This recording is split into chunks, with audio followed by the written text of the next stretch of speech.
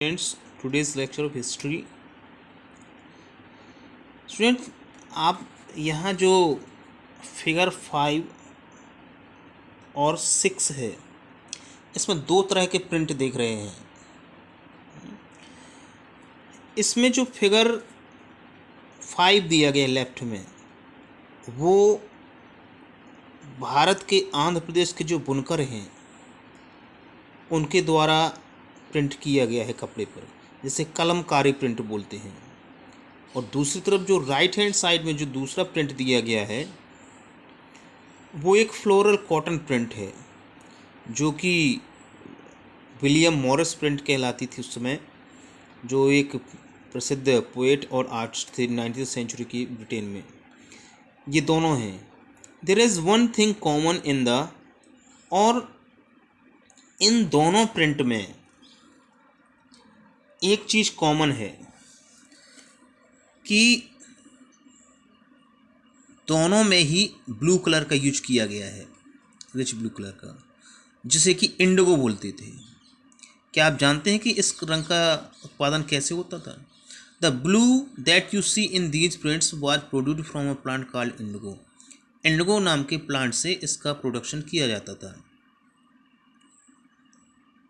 It is likely that the blue dye used in the Morris print in 19th century Britain was manufactured from indigo plants cultivated in India।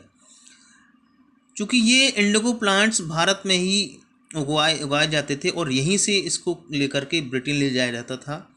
उसके बाद उसी Indigo का स्याही का use in कपड़ों को रंगने में, डिजाइन बनाने में किया जाता था।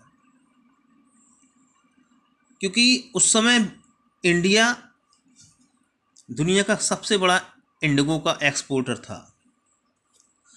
अब इंडियन इंडिगो की डिमांड दुनिया में इतनी क्यों थी? द इंडिगो प्लांट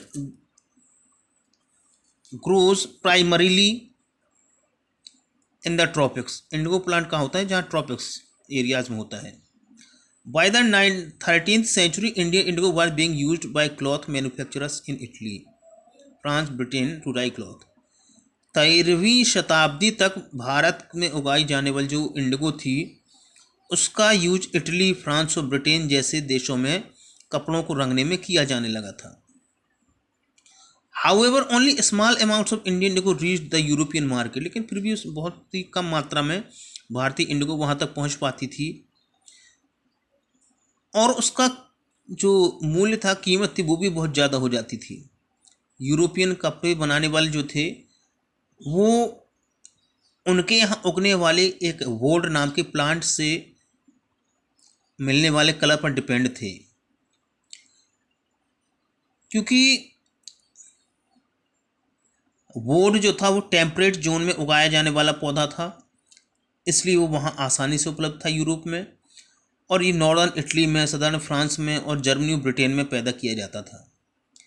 लेकिन जब उन्हें इंडिगो से कंपटीशन करना पड़ा, तो जो वोड के प्रोड्यूसर्स थे, उन्होंने यूरोप में अपनी यानी सरकार पर ये दबाव डाला कि भारत से जो इंडिगो आती है उस पर बैन लगा दिया जाए।